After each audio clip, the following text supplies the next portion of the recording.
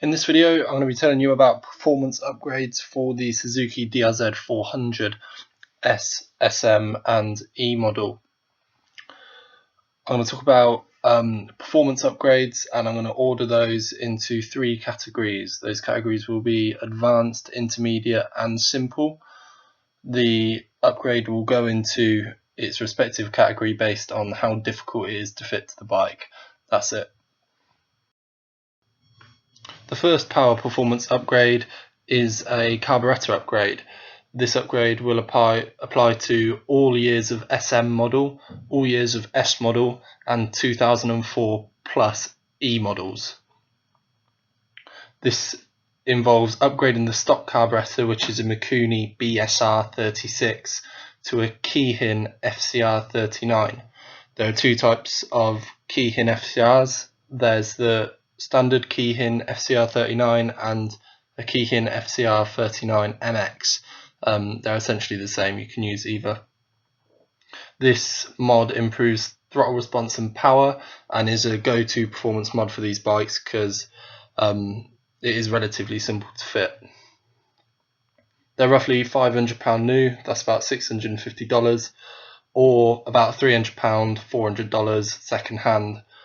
There are some spacers and a bit of work required to fit them. There is a full kit you can buy, which has absolutely everything included and instructions on how to do it, but it is quite pricey. That's from a website called Thumper Talk, and it's $800. It's an American website.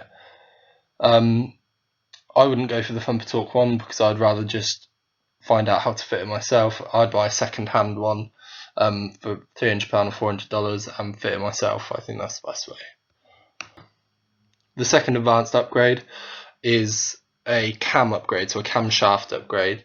The DRZ is a bike which has dual overhead cams, which basically mean that there are two camshafts which control the inlet of the fuel air mixture and the exhaust valve. So when you change the cams, you do change two camshafts. That's not an issue, it's just something to be aware of. Upgrading the cams could warrant a whole video by itself because some people get really into it and it gets quite technical, but I'm going to give you a summary and the need to know information on it basically. What most people do is they upgrade their stock cams from S and SM models to a brand called HOTCAMS. This brand does stage 1 kit and a stage 2 kit, and they are slightly different. A stage 1 kit improves low power and mid-range power and torque. So stage 1 is low end mid-range torque and RPM, and stage 2 is mid-range and high RPM torque. So if you're riding predominantly on the road, a lot of people get stage 2 cams because they'd prefer the power at the higher rev range. And if you're riding kind of enduro, going over jumps where you're constantly changing gear and stuff, a lot of people go for stage 1s. Now, where it gets a bit confusing is that, as I said earlier, there are two camshafts on the DRZ. Some people get stage 1 inlet cams and stage 2 exhaust cams, or a cam, singular cam, not cams. Now, the reason they do this is because on the stage 2 HOTCAMS kit, it's not an issue, but it's something where it makes the bike more difficult to start. It's to do with the decompression. I won't go into that because it will turn into a mechanics lesson, but basically the stage 2 cams, the bike doesn't start as well. So some people opt for a stage 1 cam on the inlet and a stage 2 on the exhaust. Now, you could go down that route, but if I was doing it, I would probably just go stage 1 cams, 1 because they're cheaper and 2 because it's just more straightforward. There is another, to throw a spanner in the works, literally, there is another set of cams, if you like, that you can get, which a lot of people upgrade to, and that is taking the cams out of a DRZ400E model, which was built before 2004, because the E models have essentially stage 1 hot cams. When they started making the S and SM models, they changed the cams to less aggressive ones. It's to do with emissions regulation. So basically, when they started making S and SM model DRZs, they downgraded the cams, which is why some people take the old cams out of the E models. So just to summarize that, you upgrade the dual cams by the one having stage 1 hot cams or stage 2 hot cams, or having a mixture of both, but that's up to you, or just putting the E model cams in. As I said, E model cams are essentially stage 1 hot cams. You do buy the cams individually, so if you're going to buy them, make sure you do get an intake one and an exhaust one. Don't buy 2 intake ones because it's not going to work. That's a summary of the cam upgrades.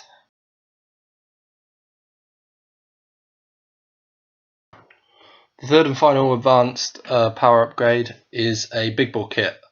Now, equally, this could warrant a whole video on itself because it does get technical and you can talk forever about it, but I'm going to summarize it again, or try to summarize it. There are lots of options for big bore kits from lots of different manufacturers, but what you want to go for is essentially a bolt-on kit, which go up to about 40 extra cc. So your bike will go from a 400 to a 440. A lot of the common ones are at 35 cc, but 40-50 is the max you're going to get for a kit that you can fit. Really, you can get up to like plus 100 cc ones, but I wouldn't know where to start with fitting one of those. I'd have to do a lot of research, and it's not for DIY engine builders. It's not for me, and probably not for you either if you're watching this. So stay away from the real big ones, because you're going to need a mechanic, and that's going to cost a lot of money. So popular kits are Cylinder Works kit. Good reports on these. They're about £300 or $400. So that's Cylinder Works. A Millennium Tech kit. This is one of the ones on a private website. So I think you had to do an inquiry. So I don't know how much this one costs, but it won't be any more than £500 or $600.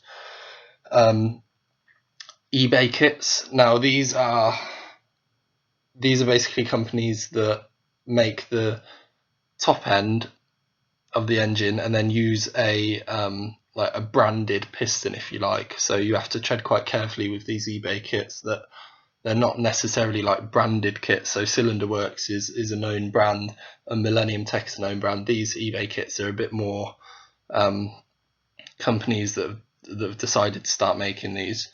But heard some really good stuff about them. The bikes doing really well on them, so definitely something to consider. So I don't know any examples of eBay kits, but you'll see what I mean when you get on eBay. And then finally, the one that I'll highlight to you is Athena kits. These are the most expensive ones that I can find for the 35cc bolt on, but they're supposed to be the best ones. Some people will disagree, because they always do, but I don't have first-hand experience with these big bore kits. I've heard that the Athena ones are really good, but you do have to pay a little bit extra. They're £500 or $600. So you can expect roughly 5 to 10 added horsepower from these kits. It's quite difficult to gauge, because when people run the dynos, they tend to do loads and loads of mods like cams, carburetors, full exhaust systems, and then they'll put a big bore kit on and go, oh, it's added 10 horsepower or 12 horsepower, when really it might have only added 6, and the carb and cams have added some more. So, but between 6 to 10 is an estimation. One thing to be aware of with these, when you put a big bore kit on, is that the engine becomes a lot more fragile, if you like. So you're going to have to change the oil more regularly, and you're going to have to replace the piston roughly every 10,000 miles. But if you look after them, they're really worthy upgrade. So to summarize the advanced power upgrades, you've got the carburetor upgrade, which improves throttle response and horsepower. Secondly, you've got the camshaft upgrades. Depending on which kit you get, they increase torque and horsepower. And then finally, the big bore kit, which increases horsepower. Onto the first intermediate power upgrade for the DRZ400, and that is a full exhaust system. Now, most of the full systems available for this bike, most of the branded ones, are pretty good, but the consensus is that the MRD SSW is the best full system in terms of getting the most power out of the bike. Expect to pay roughly $500 for this, but it's supposed to be an amazing system. Some people think that the Yoshimura titanium systems and the carbon fiber systems are better because they're lighter, but don't yield as much power when you put them on. So you've got the Yoshimuras, which are lighter, the top end ones that is, and against the MRDs, which give more power.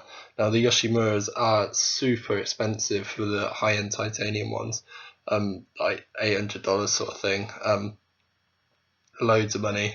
The reason I'm talking in dollars is because most of these exhausts are sold from America, especially the MRD. The MRD's made in America, so you tend to get them from there. That's why I've been looking in dollars, so that's why I'm speaking dollars. Yoshi and MRD aren't the only brands that do full systems though. You've got really good brands like Arrow, FMF, they do a really good one called Powerbomb, FMF Powerbomb. Lots of different ones. On my bike, I've got a DEP system. This was on the bike when I bought it, and I quite like it. I don't have a full system, but hopefully I'll get there one day. You're looking at roughly $500, £400, and you can get yourself a decent full system. Onto the second intermediate mod. If you're thinking that, oh my god, these mods are so expensive, like we're looking at £500 for exhaust system, the new carbs are loads, the HOTCAMS are loads, and they're really difficult to fit.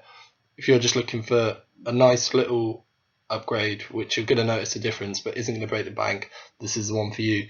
This is the 3x3 airbox mod and rejetting the carburetor.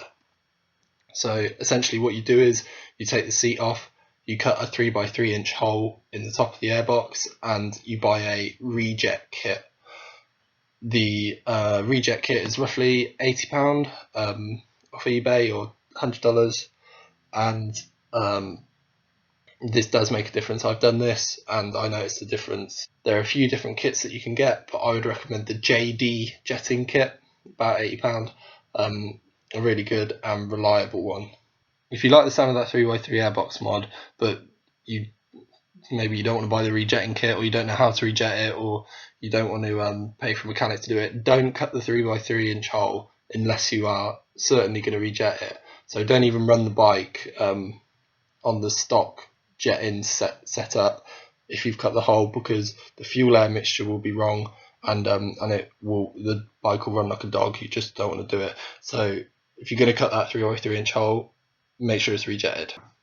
Onto the simple upgrades and modifications now, which will affect the performance. Sprocket and chainring size is the first upgrade.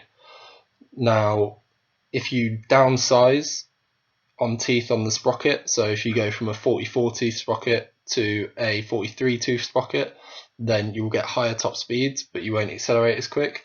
And if you go to a 45 tooth sprocket on the back, you will get better acceleration. Now, for my bike, I find at high speeds, at like 70 miles an hour, that the bike's really struggling. So for me, on my Supermoto wheels, I'm going to go down a tooth to a 43 tooth sprocket on the back to give me a bit more top speed, so it's a bit more comfortable at those higher speeds. If you're doing enduro or around tracks or on jumps or something, then you might want to consider going up a tooth on the sprocket to a 45 tooth, so you have better acceleration, but it's going to struggle more at top speeds. Same principle, but a different rule, if you like, on the chainring at the front, is if you go up a size on the front, so from a 14 tooth chainring on the front to a 15 tooth, you'll have higher top speed. and if you go to a smaller chainring on the front, you'll have better acceleration. If you think about a push bike where you're changing up the gears to make it harder, the chain jumps onto smaller rings at the back. It's the same principle. And on the front chain rings at the front, when you change those front gears, the chain hops onto a really big chain ring and it gets much harder. It's the same principle on your bike, on your motorbike. Sprockets are cheap, and chain rings are cheap, so you can experiment, see what you like. They're easy to swap, and they're roughly £20, so not expensive at all really. Something to be aware of when you change the size of the sprockets and chain rings is that you'll have to readjust the chain. You might want to take a link out of the chain to make it tighter, or buy a new chain that's bigger that you can readjust. A lot of people, just a few maintenance tips here. When people buy new sprockets and new chain rings, they get a new chain as well, so that they all of those components wear at the same time. So when your chain ring or when your sprocket's coming to the end of its life, you know that your chain is roughly coming to the end of its life as well. You can get kits with chain ring and sprocket, put them all on, and they all wear at the same rate. So that's just a useful bit of knowledge. The second and final simple performance upgrade is weight loss. Did a weight loss video, which was an experiment, which got a few sarcastic comments. I don't think people realised that I'd never done this on the bike. I just thought I'll record it and make a video. I took some bits off. A few people were like, "Oh, stupid." Well, it was an experiment and I posted it. I thought it might be interesting to watch. I'm not trying to make a race spec supermoto here, so didn't really appreciate the sarcastic comments saying it was stupid. It was an experiment and it gets people thinking really. But if you do have a different supermoto that maybe the people on the comments would find it worthy of losing some weight, that's something to think about.